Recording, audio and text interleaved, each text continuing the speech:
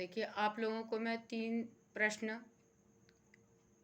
बता रही हूँ। हो सकता है आप लोगों को पता भी हो उनके उत्तर, पर फिर भी जिनको नहीं पता है वो उनको अगर अच्छे से ध्यान में रखें तो ज़्यादा अच्छी बात है। क्या गीता जी का, भगवत गीता जो है उनकी बात कर रहे हैं, क्या गीता जी के महत्व का हम लोग वर्णन कर सकते हैं या कोई वर्णन कर सकता है?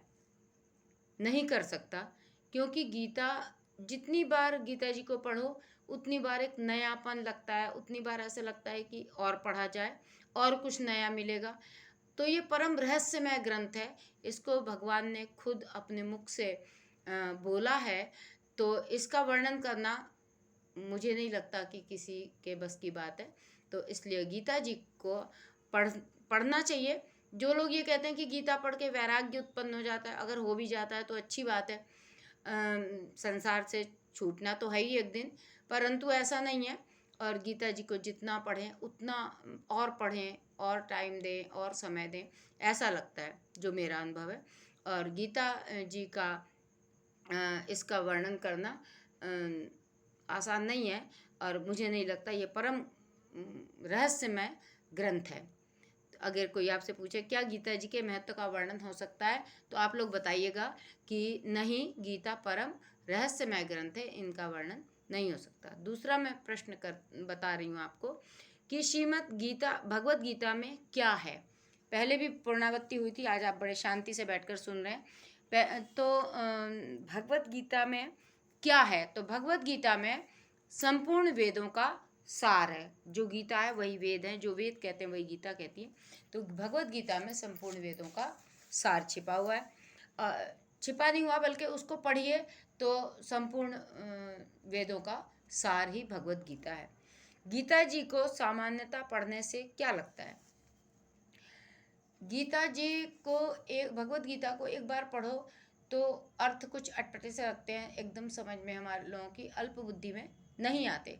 परंतु जब गीता जी को हम बहुत आराम से, बहुत ध्यान से पढ़ते हैं, तो हमें गीता पढ़ने के बाद में ऐसा लगता है कि भगवत गीता को बार बार पढ़ा जाए, बार बार समय दिया जाए, बार बार ध्यान से, बहुत तसल्ली से, बहुत आराम से पढ़ा जाए। क्योंकि प्रत्येक श्लोक के नीचे उसकी हिंदी भी दी है। जहाँ आप श्लोक की संस्कृत तो नहीं अच्छी हम लोगों की होनी चाहिए, तो जहाँ आपको संस्कृत में लग रहा है कि क्लिष्टता आ रही है, तो वहाँ आप उसका हिंदी अर्थ पढ़ के बहुत अच्छे से गीता को ध्यान से पढ़ सकते हैं। ये 3 प्रश्न हो गए।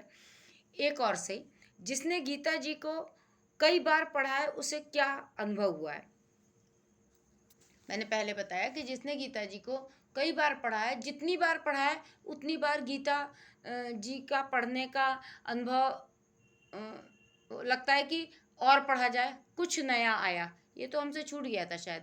तो जितनी बार हम उनको, जितनी बारीकी से पढ़ते हैं, जितने ध्यान से पढ़ते हैं, उतना ही गीता जी का विशेष से विशेष हमें सीखने को मिलता है। यदि हम उस गीता पढ़ के उनके आचरण पर, अगर हमने 10 अच्छाई पढ़ी और एक भी आत्मसात कर ली, एक को भी अपने जीवन में उतारा, तब भी बहुत है।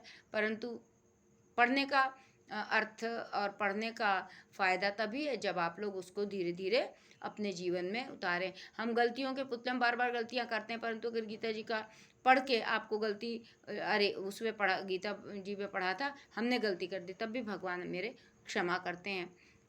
इसी के साथ मैं वाणी को विराम देती हूँ। और आप लोग प्रयासरत रहिए कि ये 4 को प्रश्न बताए हैं, तो चारों के उत्तर आप अगली बार जब मैं पूछूं, बड़ी शांति से आप सुन रहे हैं, तो अगली बार जब मैं पूछूं तो आप लोग दे देना। प्रणाम। राधे राधे।